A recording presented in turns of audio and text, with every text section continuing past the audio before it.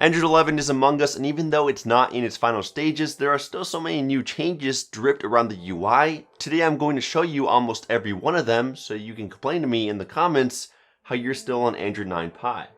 It's going to be a fun one. However, before I do, if you'd prefer to watch my videos in Spanish, be sure to check out my second channel called How To Men in Español. Almost every one of my most popular Android tutorials and reviews are on there.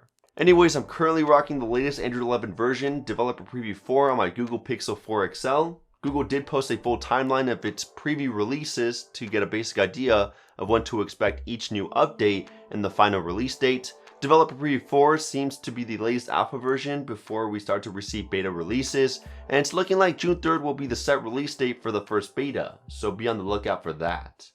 Now, the way I wanted to break down this video is first I wanted to show off all the big features first, and then discuss most of the smaller changes. The first big feature is that Android 11 supports a native screen recorder. It took them a while, but better late than never. It can be enabled through a quick setting tile called Screen Record, and using it is pretty straightforward. You just tap on it and a menu will pop up asking if you'd like to also record your voice with the microphone and show touches on the screen. Once you hit start, a 3-second countdown will begin in the status bar, and then your screen will be captured at around 60 frames per second with a low bitrate. Then once you want to stop recording, you just tap the big red notification. Pretty straightforward and nicely implemented.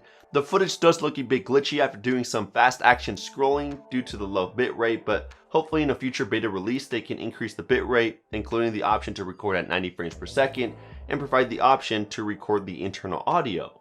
While we're on the topic of screen capturing, the screenshot animation has changed, and when you take one, you immediately get two options: share the screenshot or edit it. It's pretty neat, and you no longer receive a notification of that screenshot.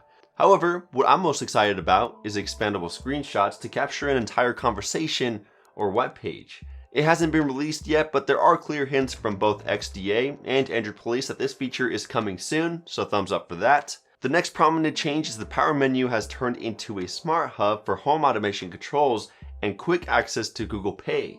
You still get your normal power options down below, but up top you'll also be able to see and use all of your credit cards. And as of right now, the home automation controls aren't yet available to use, but an XDA developer managed to put together a quick video that demos a working interface. In that demo, they were able to add the controls such as a slider for controlling the brightness for a light bulb and a random custom created button.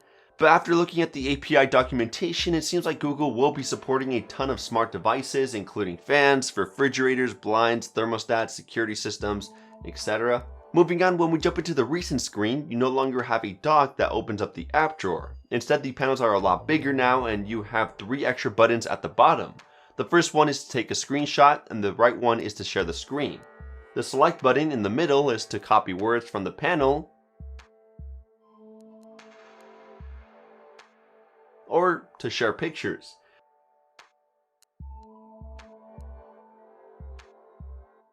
In my opinion, it's extremely useful, especially when you're trying to copy and paste words or a picture from an app that doesn't support copy and paste. Lastly, you can bring back closed apps on the recent screen by swiping them away, tapping the home button immediately, and then going back into the recent screen. It's most likely a bug, so hopefully Google is working on a better implementation of this feature. Before I move on to even more exclusive Android 11 features, I wanted to give a huge shout out to GlassesUSA.com for sponsoring this video. This is an excellent website for buying a pair of eyeglasses or sunglasses. For starters, they have over 6,000 styles to choose from. So with that many options, you can find any shape, size, color, or frame that you'd like, and you can even make the lenses that have a specialty glass like a blue light or sports glass. I got these pair of eyeglasses from my girlfriend that came with a blue light glass on top, and it's been a fantastic add-on since they are designed to protect your eyes from harmful rays of blue light, which can be emitted from the screens of any digital device, including your smartphone.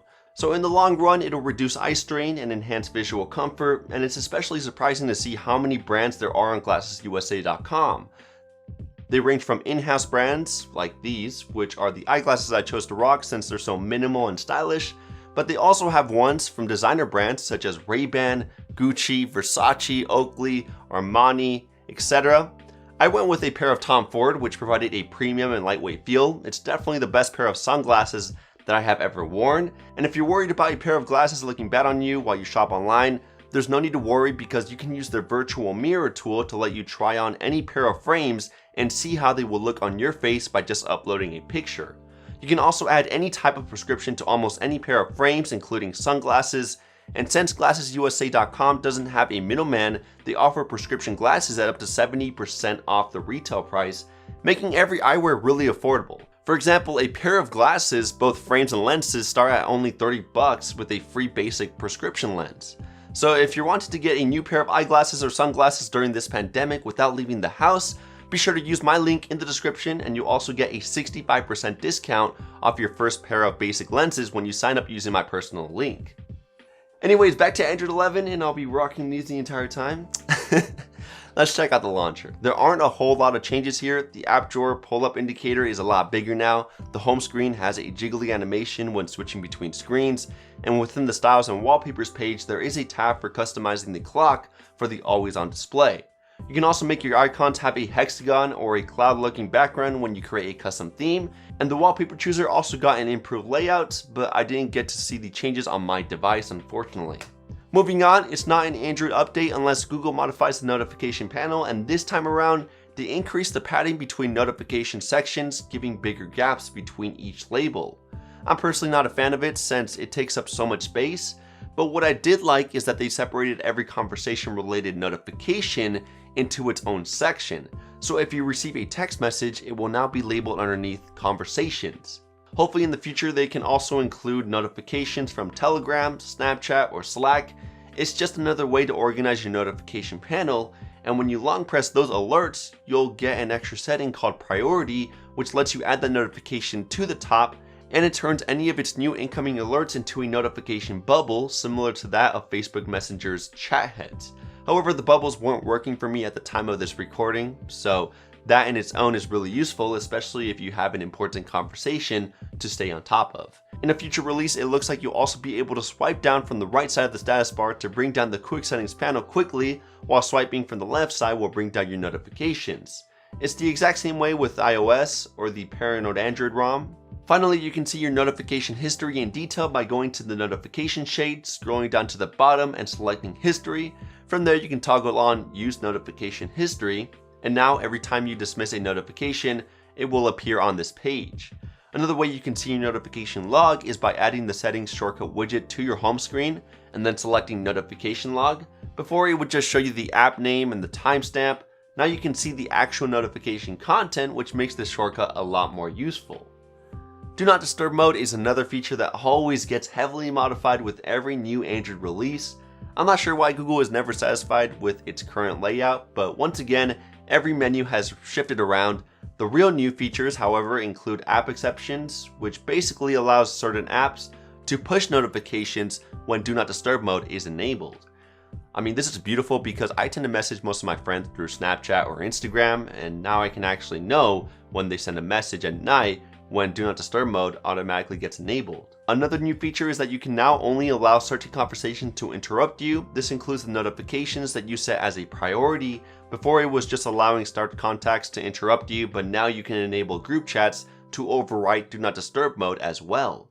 As for permissions, background locations have gotten a lot more stricter. Whenever an app requests to view your location, you can select only this time, whereas before, it had the option to allow access all the time. If you want to give it location access at all times, you can still do so within the system settings. And let's say you haven't used an app for a really long time, I'm talking months without opening it. If that app has been granted various permissions for anything, those same permissions automatically get revoked after months of inactivity, and you'll be able to re-enable them again once you reopen the app. Lastly, if an app keeps requesting access to the same permission more than 2 times and you keep denying it each time, Android 11 will automatically block it from asking again. So those are all the significant changes that I wanted to review. Now let's do a speed run of a few minor changes that are worth mentioning. First off, airplane mode no longer turns off Bluetooth if you have a Bluetooth device connected. It only turns it off when Bluetooth is not being used. Within the developer options, there's a new feature that shows you the display refresh rate in the top left corner of the screen, sort of like the FRAT program on computers, so you'll know exactly when the display is at 60 or 90 Hz. When connecting a Bluetooth device in the developer options, you can now see the supported audio codecs for your headphones. This is because the menu now disables all the options that aren't supported. Sound notifications will now be muted while you're recording videos in the default camera app. You just have to give it do not disturb access. There are 2 new display cutout options within the developer options that support waterfall displays and punch hole screens. When toggling the waterfall one, the edges get cut off completely, most likely to make any waterfall screen easier to use without any accidental palm touches. And lastly, Android 11 now fully supports wireless ADB and Ethernet tethering through an adapter. Anyways, those are most of the new changes found within Android 11 so far, or Android R. I didn't review every little feature found within this update since there are so many. Still, I'll include a link in the description to an Android Police article where Ryan Hager updates the list continuously with any new features that are found or released. If you'd like to flash this update manually, I'll include a link in the description to a tutorial on how to do it. As of right now, only Pixel devices or the Essential phone are supported. But keep in mind that by early June, Google will most likely enable their Android beta program so you can receive the update through the air. And lastly, I do want to mention that if you have a Pixel 4, reverting back to Android 10 after installing the Android 11 update will break the Face Unlock feature. So only install it if you're willing to deal with all the bugs that it has and if you're planning to stay on it until the next stable release arrives. Either way, that's a full rundown of Android 11 on the Google Pixel 4 XL. If you enjoyed it, make sure to drop a huge thumbs up on this video, get subscribed with the notification bell turned on, and follow me on Instagram or Twitter at HowToMen for some other smartphone content. Also, don't forget to check out GlassesUSA.com through the link in the description for a nice pair of affordable eyeglasses or sunglasses. Thank you guys for watching, and I'll catch you guys in the next one. Kapow!